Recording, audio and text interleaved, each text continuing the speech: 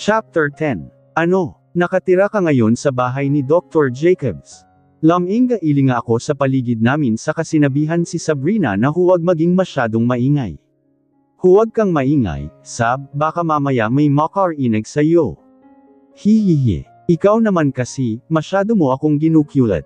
Sabihin mo ba naman sa aking nakatira ka ngayon sa mansyon ng pinakayami nating doktor? Hindi naman ako magstay doon ng matagal. Maghahanap ako ng trabaho at major rent ng sarili kong pad. May alam ka bang trabaho na pwede kong pasukin? Umiling-iling siya. Wala akong alam na trabaho, pero baka pwede kang mag-apply bilang waitress or sales lady. Kasya na kaya yun para makapag-rent? Well, tingin ko hindi siguro ay studio type na bahay tapos iba pa yung mga bills at iba mong babayaran. Bumuntong hininga ako. Hindi ko na talaga alam ang gagawin ko. Wala na akong ibang mapupuntahan.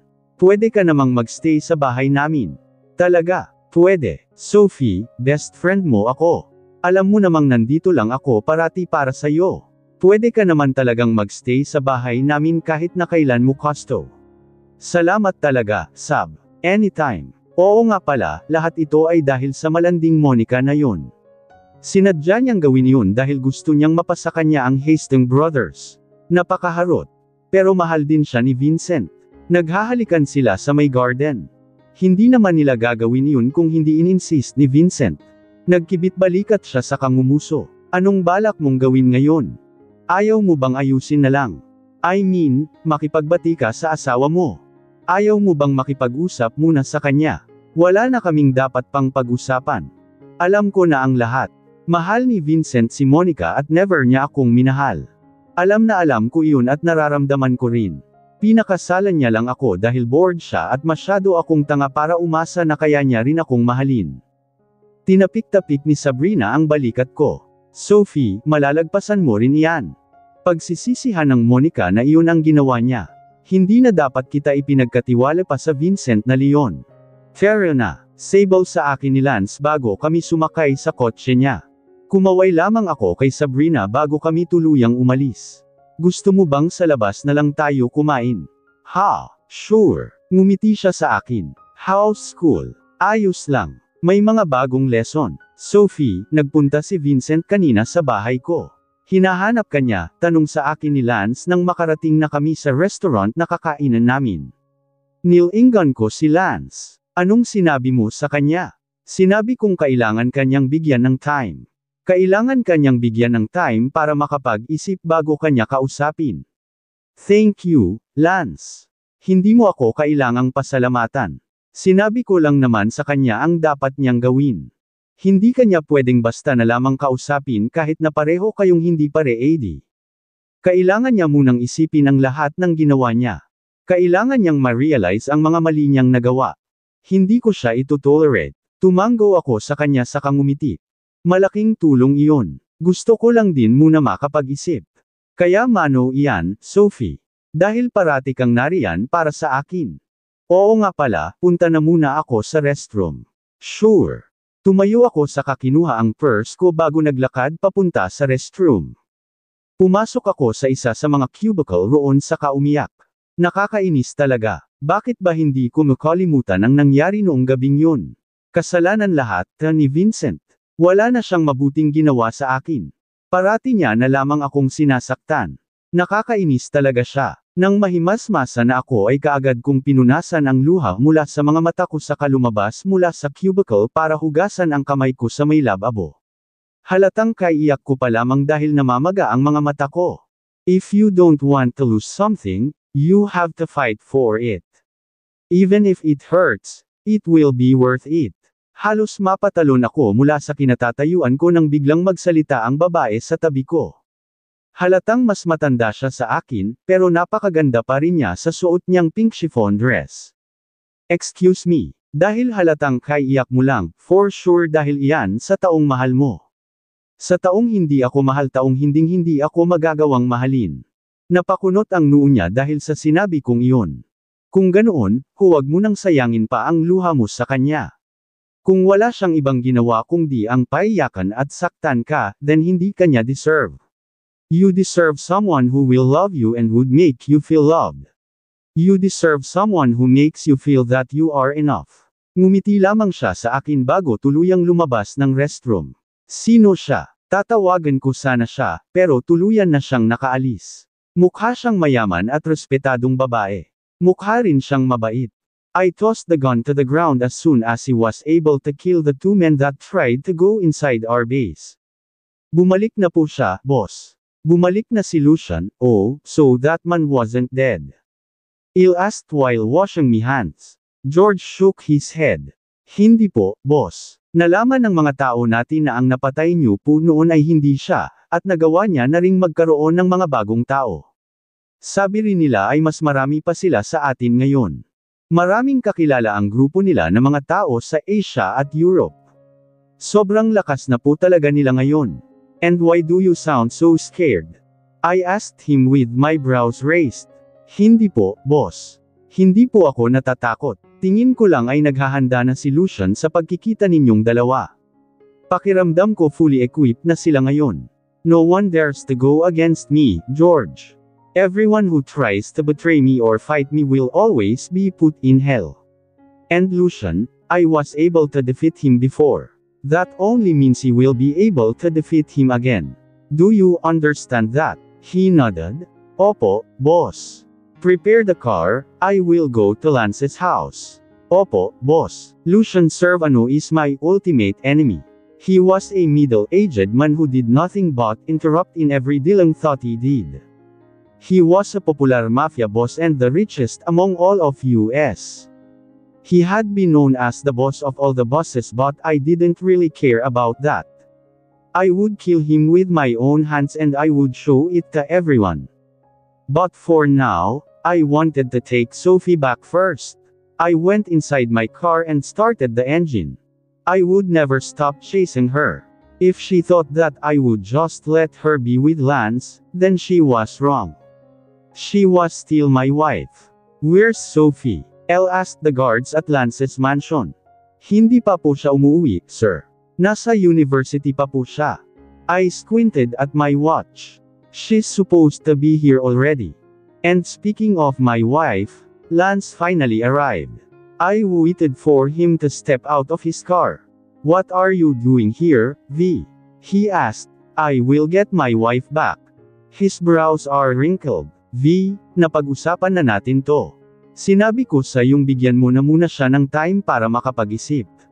She is my wife, Lance. Sophie is my wife, so she needs to go with me. I need to see her right now. Where is she? I said while trying to find Sophie. Hindi siya makikipag-usap sa'yo. She will talk to me, I said. Then I walked towards his car and forced his car door open. There Elle saw Sophie sitting. She got surprised upon seeing me. I grabbed her hand and pulled her out of the car. Sophie, anong ginagawa mo rito? Bitiwan mo ako, she yelled. Let go of her. You will go with me, Sophie. She kept on pushing me away. Hindi ako sasama sayo. Ayaw kong sumama sayo. Isang don't fritz skincare.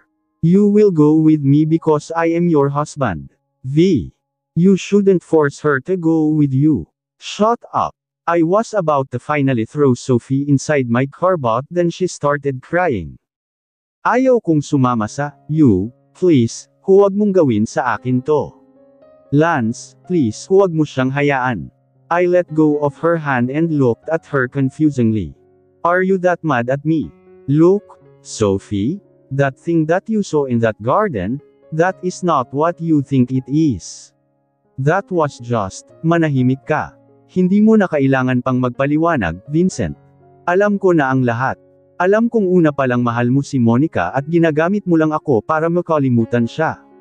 Napakatanga ko para bigyan ng meaning ang lahat ng ginagawa mo.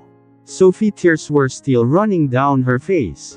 Please, ayaw ko nang makita pa ang mukha mo, Vincent. Pakiusap, lumayo ka na muna sa akin. Ayaw muna kitang makita, ayaw kong marinig ang boses mo o maalala ang lahat ng ginawa mo sa akin. Doon ka na lamang kay Monica, okay. Hindi na kita pakikilaman. Sophie, listen to me first. Hindi mo na kailangan pang magpaliwanag pa. Ayaw ko nang makarinig pa ng kasinungalingan. Pinapalaya na kita, Vincent. Pwede mo nang gawin ang lahat ng gusto mo. Pwede ka nang sumama kay Monica at maging masaya. I'm so sorry for what happened a while ago, ani Lance habang tinatapik ang balikat ko. Nagpunta si Vincent kanina rito at sinubukan niya pa akong isama sa kanya. Mabuti na lamang at naitulak ko siya palayo at sinabing ayaw ko nang makita pa ang mukha niya. Lance, tingin ko ay kailangan ko nang umalis rito sa bahay mo, sabi ko sa kapinunasan ng luha mula sa mga mata ko. Kapag nagstay pa ako rito, siguradong babalik lamang ng babalik si Vincent para kunin ako. Okay, then let's just buy a house for you somewhere. Although mas okay sa akin na nandito ka dahil sure akong safe ka. Pwede kitang bantayan. Please, dito ka na muna Sophie. Pero, stay here for a while until you can finally find a decent job and rent your own pad. Bumuntong hininga na lamang ako. Okay. Thank you. Sigurado naman akong hindi na ulit pupunta rito si V. Narinig na niya mula sa iyo na ayaw mo na muna siyang makita, kaya sigurado akong gagawin niya iyon. Sana nga, ayaw ko na muna talagang makita siya. Tumango si Lance saka muling nagsalita. By the way, kung maghahanap ka ng trabaho, I've heard na ang Feliz Anne's Enterprises ay naghahanap ng mga bago nilang magiging model. I think you can pass as one. They pay really good according to some of my friends. Ha, pero hindi ko alam kung paano maging model. Tuturuan ka nila. At least by that makakapag-ipon ka ng pera and later on makakabili ka na rin ng sarili mong pad.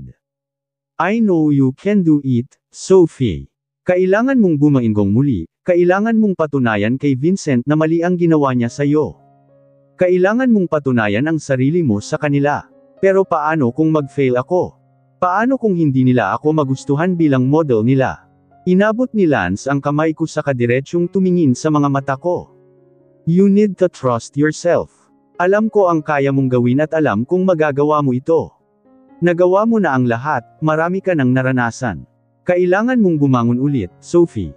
Pilit akong ngumiti sa kanya sa katumango.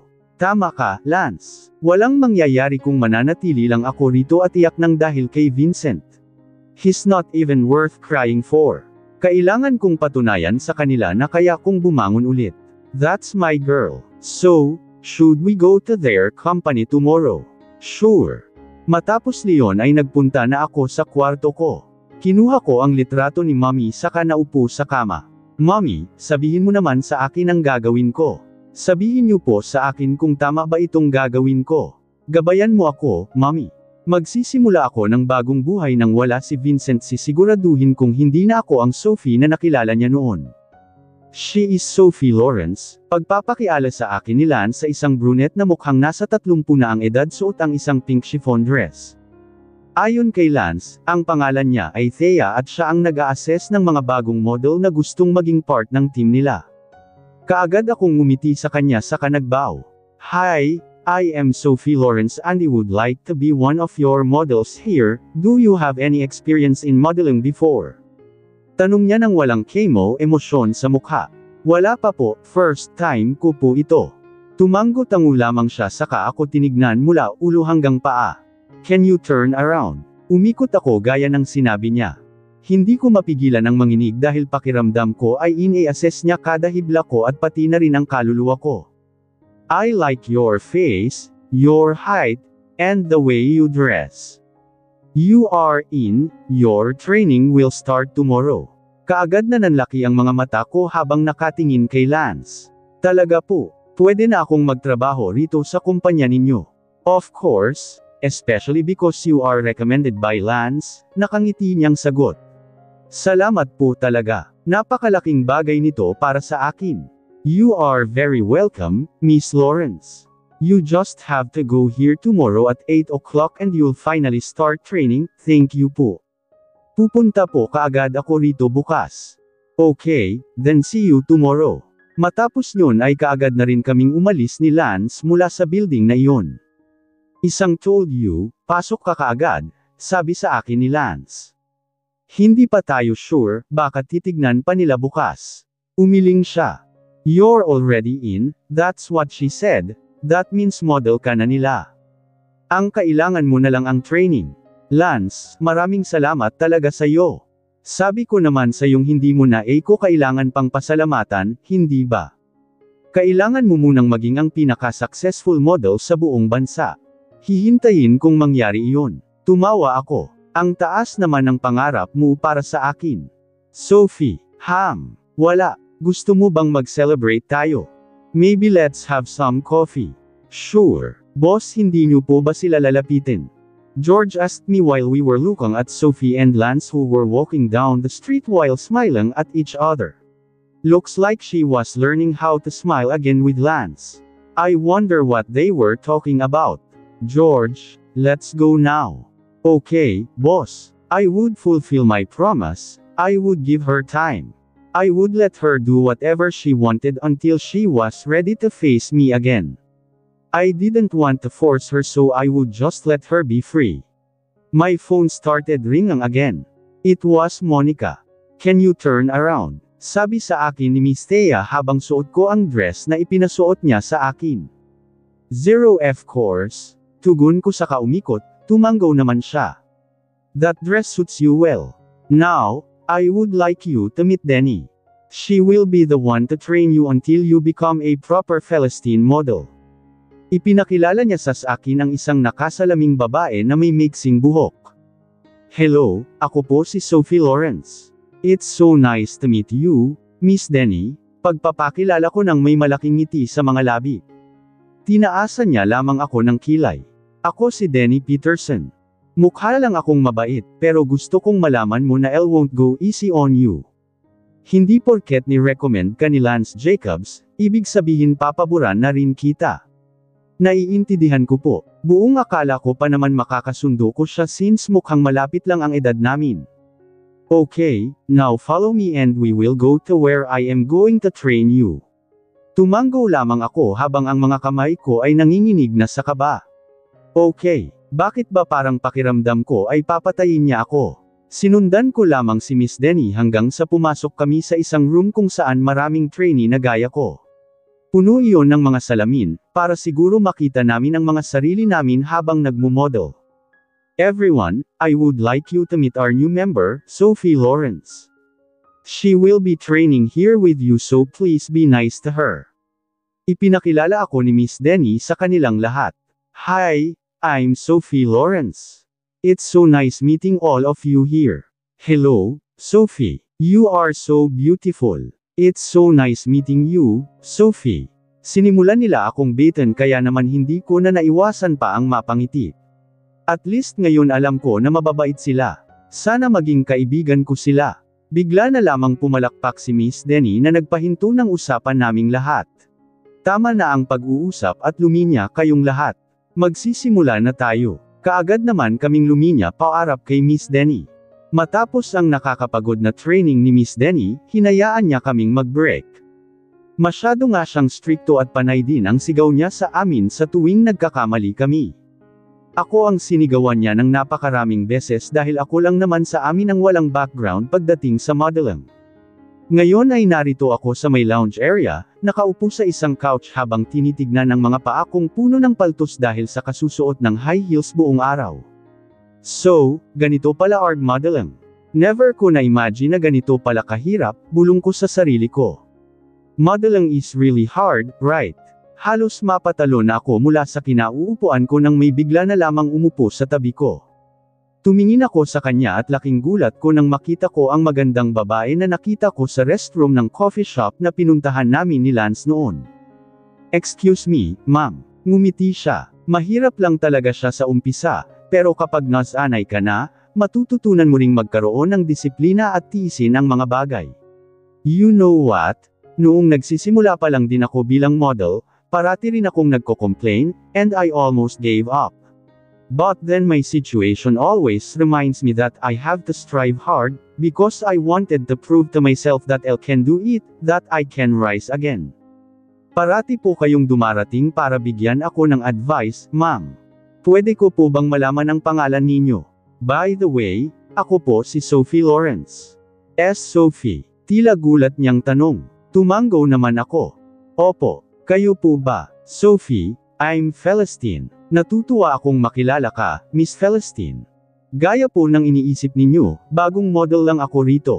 Pwede ko po bang malaman kung ano ang trabaho ninyo rito? Model din po ba kayo? Tumawa siya dahil sa sinabi ko. Kahit ang pagtawa niya ay napakaganda. Masyado na akong matanda para gawin yun. By the way, I have to go now, Sophie. Tumayo siya kaya sumunod din ako sa kanya. I'll just see you around, okay. Okay, see you around, Miss Celestine, sabi ko habang nakangiti sa kanya. Kumaway pa siya sa akin bago tuluyang umalis. Ang ganda niya talaga ni hindi nga siya mukhang matanda at gaya ng sinabi ko kanina, mukha rin siyang model. Sophie, kaagad akong lumingon at nakita si Ares, isa sa mga co-trainees ko. Kasama niya si Stacy, kasamahan rin namin. Hoy, anong ginagawa mo mag-isa rito? Kain na tayo ng lunch. Ngumiti naman ako sa kanila. Talaga, pwede akong sumabay sa inyo. Oo naman. Friends na tayo, di ba? Oo naman. Ano, punta na tayo sa cafeteria. Let's go. Natutuwa ako at may mga bago na akong kaibigan sa unang araw ko bilang trainee. Mommy, sinisimulan ko na ang bago kong buhay. Nakahanap na rin po ako ng mga bagong kaibigan. Magkita na lang tayo mamaya, okay? Sabi sa akin ni Lance nang makarating na kami sa company kung saan ako nagtitraining bilang isang model. Ngayon na ang huling araw ng assessment at ngayon na rin pipili ang Celestine ng kukunin nilang mga models at mga model na ide-deploy nila sa ibang agency. Isang buwan na rin ang nakalipas mula nang magsimula ako rito. Isang buwan mula nang huli kong makita si Vincent. Okay. Sophie, I'm so sorry if I won't make it today. I'm sorry kung hindi kita mapapanood. I swear, I will make it up to you next time. Umiling-iling naman ako. Masyado ka ng maraming nagawa, Lance. Ikaw ang dahilan kung bakit nandito ako ngayon. Wala ka nang dapat pang gawin dahil sapat na ang mga nagawa mo para sa akin. Bigla na lamang niya akong pinitik sa noo. Sabi ko naman sa iyo, hindi muna ako kailangang pasalamatan. Hehe, hindi ko lang talaga mapigilan ang sarili ko. Sophie, ikaw ang may gawa ng lahat ng ito. Deserve mong mapunta rito dahil mayroon kang skills and ability. Gagawin ko ang makakaya ko, Lance. Gagawin ko ang makakaya ko para makabawi sa iyo. I will watch you rise.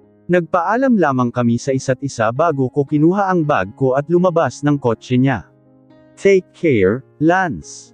You too. Good luck, Sophie. Hinintay ko siyang tuluyang makaalis bago ako pumasok sa company building.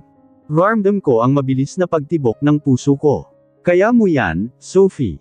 Sa may venue, napakaraming tao na nakaupo sa may bandang stage para panoorin kaming mag-model suot ang dress na ibibigay nila sa amin. Lon rin sa mga sikat na fashion designer ang narito para panoorin kami. Nabigla ako nang makita ko si Miss Celestine na nakaupo rin doon. Ngumiti lamang siya sa akin nang makita ako. Si Miss Celestine ang nagsilbing mentor ko mula pa noong nag-uumpisa ako. Parati ko siyang nakikita sa loob ng kumpanya, although never niyang sinabi sa akin ang trabaho niya.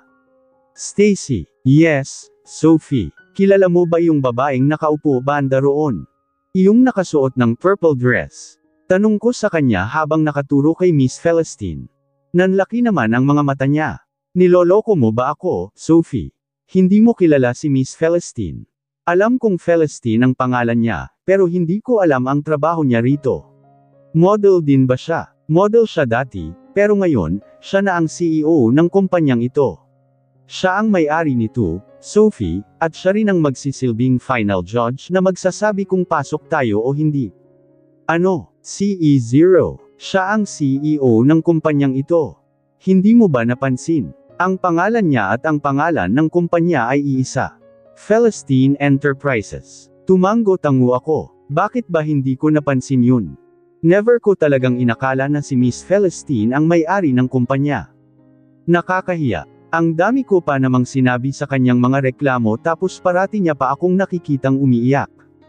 Girls, the show is about to start. Get ready now. Sigaw ni Miss Denny sa aming lahat kaya kaagad na kaming nagpuntahan sa may backstage.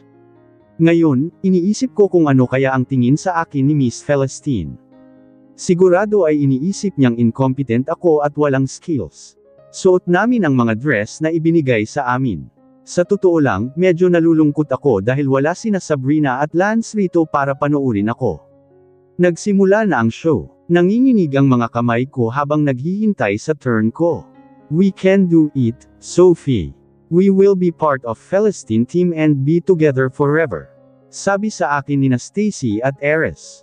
Oo, sabay-sabay tayong babangon. Pagkatapos ay tinawag na ang pangalan ko. Kaagad akong lumabas mula sa backstage at naglakad sa harapan ng audience. Laking gulat ko nang makita ko sina Lance at Sabrina na may hawak na malaking banner kung saan may nakasulat na, "Kaya mo yan, Sophie." Pareho silang sumisigaw nang lumabas na ako, kaya naman ay hindi ko napigilan ang mapangiti. Pareho nilang sinabi sa akin na hindi sila makakapunta. Sila ang dahilan kung bakit narito ako ngayon. Sila ang tumulong sa akin na bumangon ulit at never nila akong iniwan. Kailangan kong gawin ang best ko, kailangan kong patunayan sa kanila na deserve ko kung nasaan man ako ngayon. Umikot ako sa ginawa ang fast pose ko at maya-maya, narinig ko ang pagpalakpak ng audience habang nakatayo. May iba pa sa kanilang sumisigaw. You did it, Sophie. And the best model for tonight who has been assessed by our very own CEO, Miss Celestine Hemmings, is none other than the model who nailed every dress that she wore, the one who proved that she can wear any dress and still look like a real Celestine model. It's none other than Sophie Lawrence. Nakatayo lamang ako roon na tila estatwa. Iniisip ko kung tama ba ang pagkakarinig ko. Sophie, ikaw ang best model. Pumunta ka na roon at tanggapin ang award mo. Biglang sabi sa akin ni Stacy. Ano? Lumapit din sa akin si Ares. Nanalo ka, Sophie. Nanalo ka, nanalo ako. Ako ang napili. Oo. Pumunta ka na sa stage. Naghihintay sa'yo si Miss Celestine. I would like to thank all those people who cheered me up and those people who helped me have the courage to stand again and discover what I can still do. Thank you for believing in me when I couldn't even believe in myself. Now, I can finally say that I'm a Celestine model and it's all because of you. Matapos kong sabihin iyon ay kaagad na nagpalakpakan ang audience. Naglakad palapit sa akin si Miss Celestine saka iniabot ang trophy. Congratulations, darling. You truly deserve to be the best model. Maraming salamat po sa inyo dahil nakakuha ako ng mga payo ninyo na tumulong sa akin para mas pagbutihin ko pa. Alam ko na noong una pa lamang na may potensyal ka. Salamat po. Niyakap namin ang isa't isa saka kinuhaan din kami ng litrato bago ako muling bumaba ng stage at kaagad akong nilapitan nina Sabrina at Lance. Congratulations sa maganda kong best friend at bagong ambassador ng Celestine. Bulalas ni Sabrina. Inabutan naman ako ni Lance ng bouquet of red roses. Congratulations, Sophie. Masama akong tumingin sa kanilang dalawa. Sinabi ninyo sa akin na hindi kayo makakapunta. Muntik na akong magalit sa inyo. Feeling ko mag-isa lang ako. Come on. Bakit naman palalagpasing makita ang success mo? Syempre gusto ka naming mapanood, ano? Sabi naman ni Sabrina. Nagkunwari lang kami na hindi makakapunta para makita ang reaksyon mo, dagdag ni Lance habang tumatawa. Mahina ko siyang hinampas sa braso. Ang sama mo. Sa huli, napagdesisyonan naming tatlo na kumain na muna sa labas. Treat daw ni Lance matapos ang event. Sophie, natutuwa talaga kaming nagawa mo na ito. Ambassador ka na ng Celestine Enterprises. Panay ang sabi ni Sabrina sa akin habang kumakain kami. Ngumiti ako sa kanya. Masaya rin ako. Hindi ako makapaniwalang nagawa ko ito. We are so proud of you, ani Lance. Thank you so much. Anong plano mong gawin na ngayon? Tanong ulit ni Sabrina sa akin. Huminga muna ako ng malalim bago muling tumingin sa kanilang dalawa. Actually, plano kong maghanap ng pad. Ayaw ko nang maging pabigat pa kay Lance. Alam mo namang never kang naging pabigat sa akin. Alam ko naman yun. Pero gusto ko kasing maging independent. Gusto kong tumayo sa sarili kong mga paa. Siyempre, magkikita pa rin tayo. Gusto ko lang talaga magkaroon ng masasabi kong sa akin. I understand. I will help you find one, then. Thank you. Nakangiti kong sabi sa kanya. Nagpatuloy lamang kami sa pagkain hanggang sa magpasya kaming umuwi na dahil may trabaho na rin ako kaagad bukas. Abala ako sa pagbabasa ng magazine habang nakahiga sa may couch nang bigla na lamang umupo si Lance sa katapat na couch. Sophie, Umayos ako ng pagkakaupo at inilagay ang magazine sa may center table bago ako tumingin sa kanya. Ano yun, Lance? Alam kong hindi ito ang tamang time para itanong ko ito sa iyo, but, do you have any plans on talking to my brother? I mean, isang buwan na rin kasi magmula nang huli kang nakipag-usap sa kanya. But don't worry, hindi naman kita pinipilit na makipag-usap sa kanya kung hindi ka pa handa.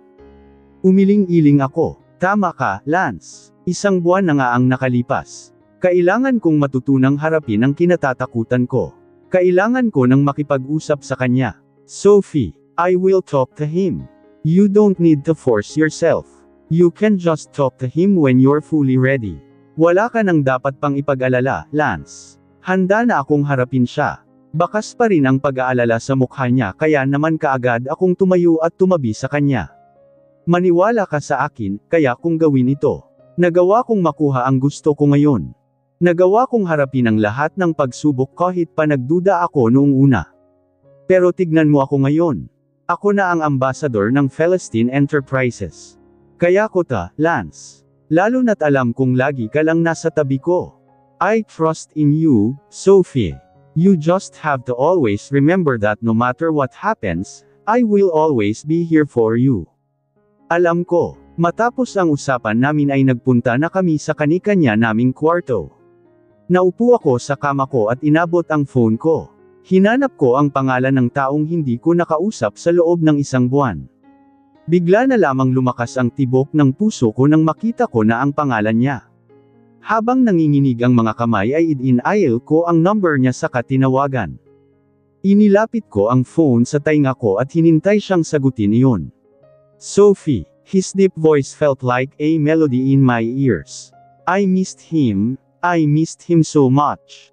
Hindi ako nakapagsalita kaagad dahil ramdam ko ang pangangilad ng luha mula sa mga mata ko. Sophie, is that you? Why did you call me? Sophie, pinigilan ko ang luha ko. Pinunasan ko ang mga mata ko saka nagsalita. Magkita tayo sa Golden Tower sa Friday ng gabi. Ha? Hihintayin kita roon mula 8 p.m. Okay, I will go there. Sophie, binaba ko na ang tawag. Gusto ko pang marinig ang boses niya, pero pinigilan ko ang sarili ko. Did Lucian make a move? I asked George while I was choosing a coat to wear later when I finally got to the tower where Sophie asked me to meet her. Wala pa po siyang ginagawa, boss. Tingin ko po ay nagpaplano pa lang siya ulit. Kapag tahimik ang gang niya, ibig sabihin may pinaplano sila. I nodded. I know, that's probably the reason. That old man's really taking his time to plan something against me. As if I would let him succeed. I stood up and looked at George. I will just go and meet my wife. I will let you handle things here, George, while I'm not around. Opo, boss. Good. I'll get back here tomorrow and let's continue talking about our plan when I come back. My men just nodded so I started walking away from them. I couldn't really wait to see Sophie. Sigurado ka na ba rito, Sophie? Tanong sa akin ni Lance nang makarating na kami sa tapat ng tower kung saan kami magkikita ni Vincent. Tumango ako. Alam kong matagal-tagal din akong nagpakaduwag. Panahon na para harapin ko siya. Gusto mo bang samahan kita? Hindi na kailangan. Pwede mo na lang akong hintayin sa bahay mo. Ngumiti lamang sa akin si Lance kahit pa obvious naman na nag-aalala siya sa akin. I understand. Hihintayin na lang kitang makauwi, Sophie. Okay. Lumabas na ako mula sa kotse ni Lance saka ko siya hinintay na makaalis bago ako pumasok sa tower. Huminga ako ng malalim bago sumakay sa elevator. Ito na yun, Sophie. Nang makarating na ako sa top floor kung saan ako kikitain ni Vincent, nakita ko ang maraming tao na nag-uusap at kumakain, kitang-kita ang view ng buong city at ang kalapit nitong river. Napakaganda nyun, lalo na sa gabi. Hi, Miss. Are you alone? Do you want some company?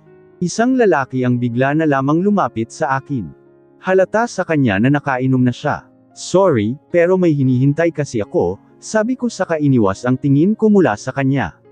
Buong akala ko ay umalis na siya, pero nagulat ako nang muli siyang magsalita. Kaya kitang pasayahin, Miss. Hindi ka magsisisi kapag sumama ka sa akin. Terena, mukhang hindi na naman sisipot ang boyfriend mo. Sinabi ko nang ayaw kong sumama sa'yo. Please lang umalis ka na kung ayaw mong tawagin ko ang security. Hindi ako aalis, unless sasama ka sa akin, bulong niya saka ako biglang hinawakan sa braso. Anong ginagawa mo? Bit-iwan mo ako, sabi ko, sumama ka sa akin. Bit-iwan mo ako, sisigaw na sana ako ulit, pero bigla na lamang bumagsak ang lalaki sa sahig. Sino? Get the hell out of here or I will kill you. Nanlaki ang mga mata ko. Ang boses na yun lumingon ako at kaagad kong nakita si Vincent na nakatayo sa harapan ko habang masamang nakatingin sa lalaki. Vincent Hastings. Bulalas ng lalaki saka siya tumakbo paalis. Sophie, are you alright? Tanong sa akin ni Vincent nang tuluyan nang makaalis ang lalaki. Tumanggo lamang ako nang hindi tumitingin sa kanya. Ayos lang ako. Salamat. Have you been waiting here? Did I make you wait? Hindi, kararating ko lang rin. Oo nga pala, gusto mo bang umupo? Hindi pa ako kumakain, actually. Sure. Where do you want to eat? Dito. Okay. Naupo na kami saka nag-order ng pagkain. Saktong pagkasimula naming kumain ay bigla na lamang may nag-play ng violin.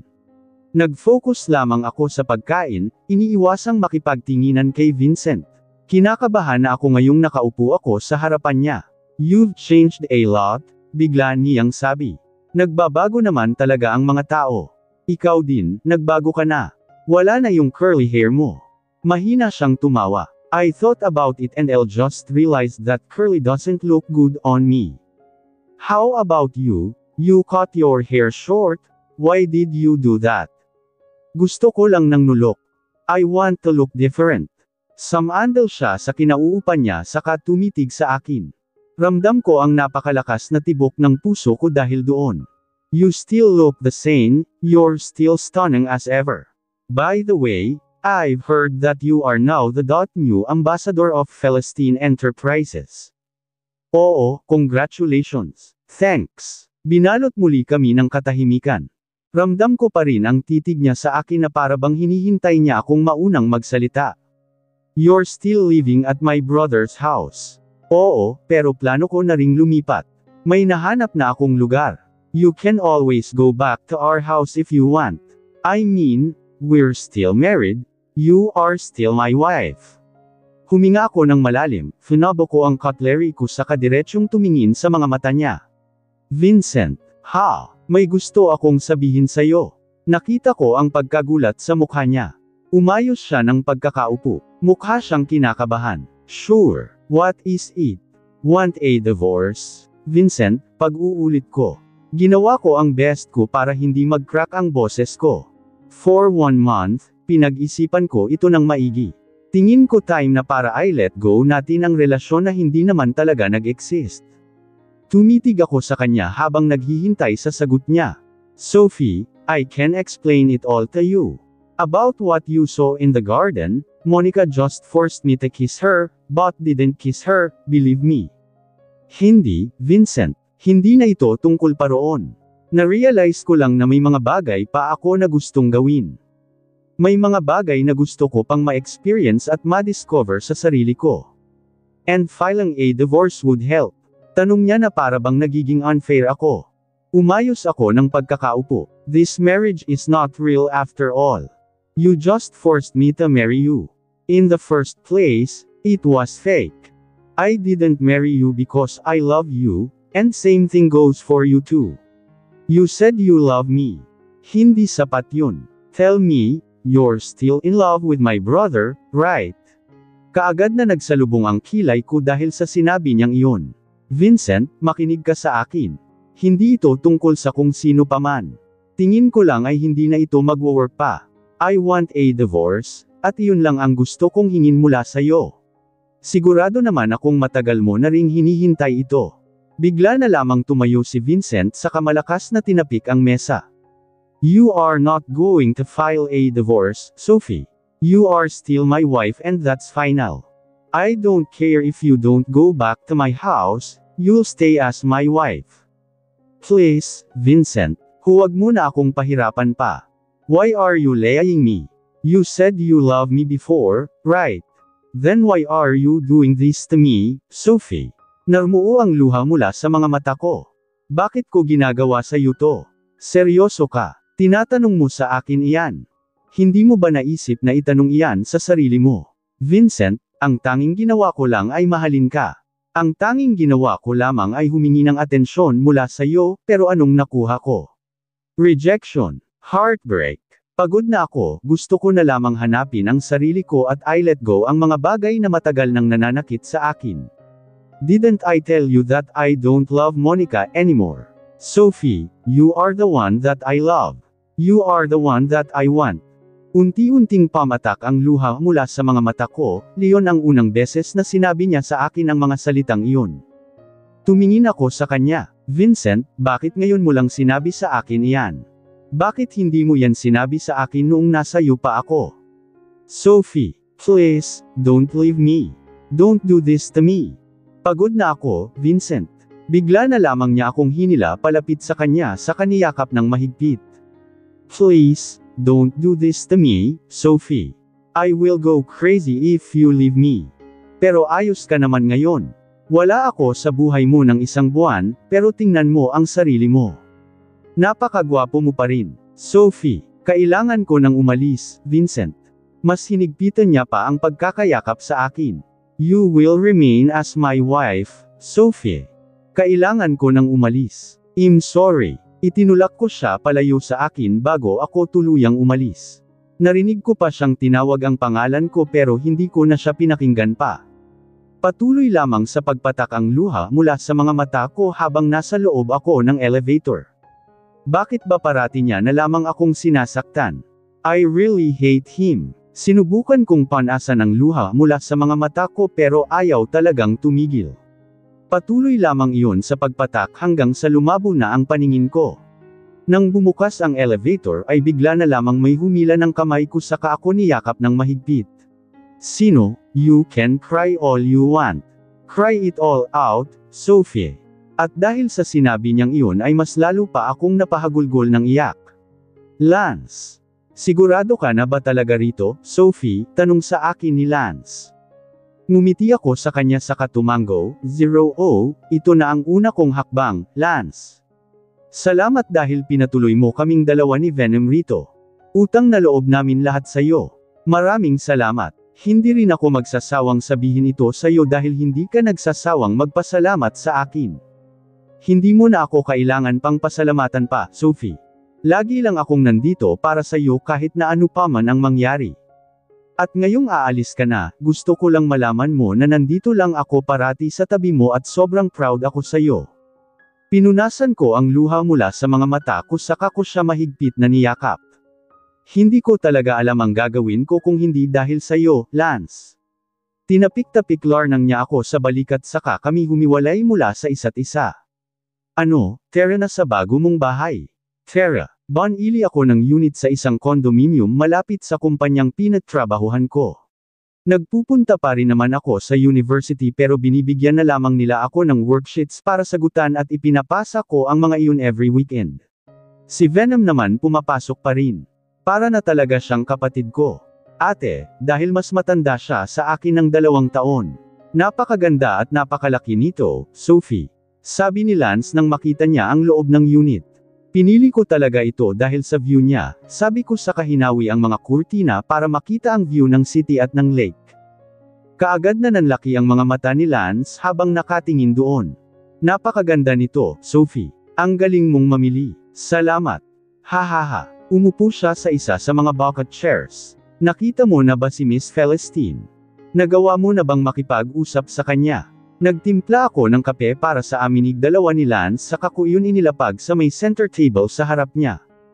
Oo, nakausap ko na siya ng maraming beses noon. Napakabait niya, at alam mo ba, hindi ko pa nga alam noong una na siya ang CEO ng Celestine. Napaka-engo ko talaga noon, tapos inakala ko pang model din siya gaya ko. Tumawa naman si Lance saka humigop ng kape niya. Bali ko mag-isa lang siya. Wala siyang anak o asawa. Although narinig ko rin na hinahanap niya ang anak niya. Hindi ko alam ang buong istorya, iyon lang ang alam ko. Talaga, ibig sabihin ng lungkot pala ng buhay niya. Napakabait niya sa akin, hindi ko tuloy maiwasang maawa sa kanya. By the way, speaking of Miss Celestine, may meeting kami mamaya after lunch.